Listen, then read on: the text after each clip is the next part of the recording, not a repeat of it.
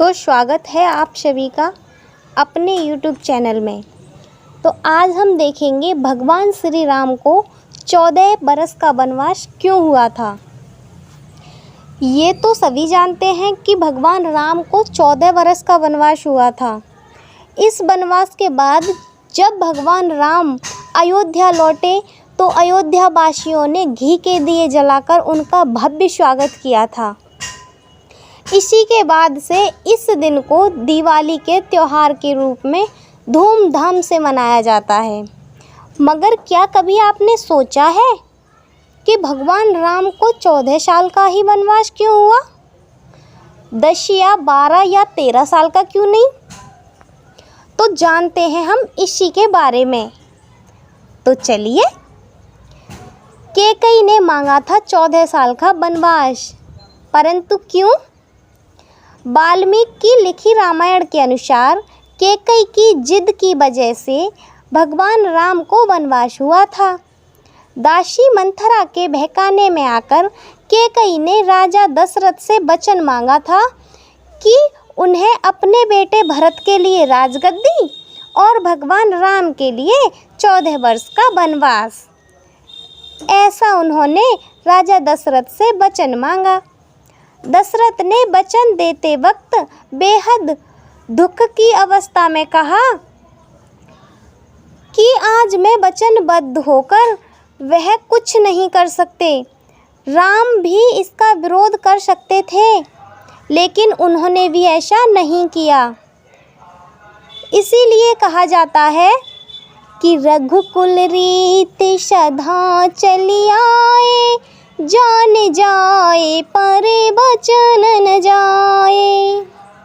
भगवान राम ने अपने पिता के वचन का सम्मान किया और उन्हें सहज स्वीकार 14 वर्ष का वनवास उन्होंने स्वीकार किया।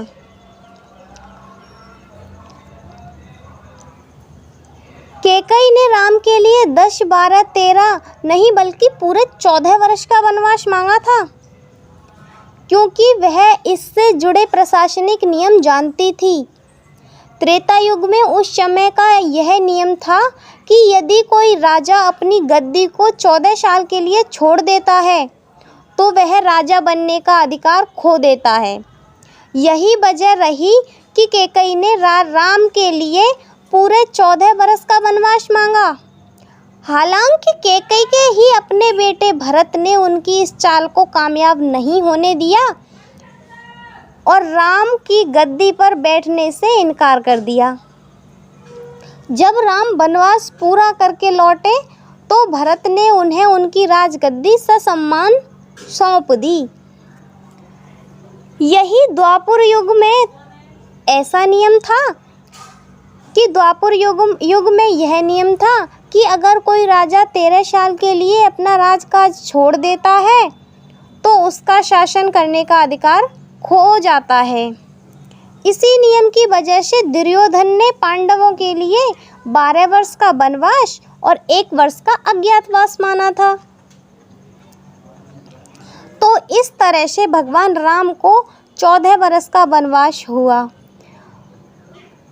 वनवास तो दे दिया राजा दशरथ ने श्री राम को, परंतु वो खुद इस बात को स्वीकार नहीं कर पाए और जैसे ही भगवान राम वन के लिए चले और राम के साथ ही लक्ष्मण भी चल दिए, माता सीता भी नहीं रुक पाई, तीनों वन के लिए प्रस्थान कर गए।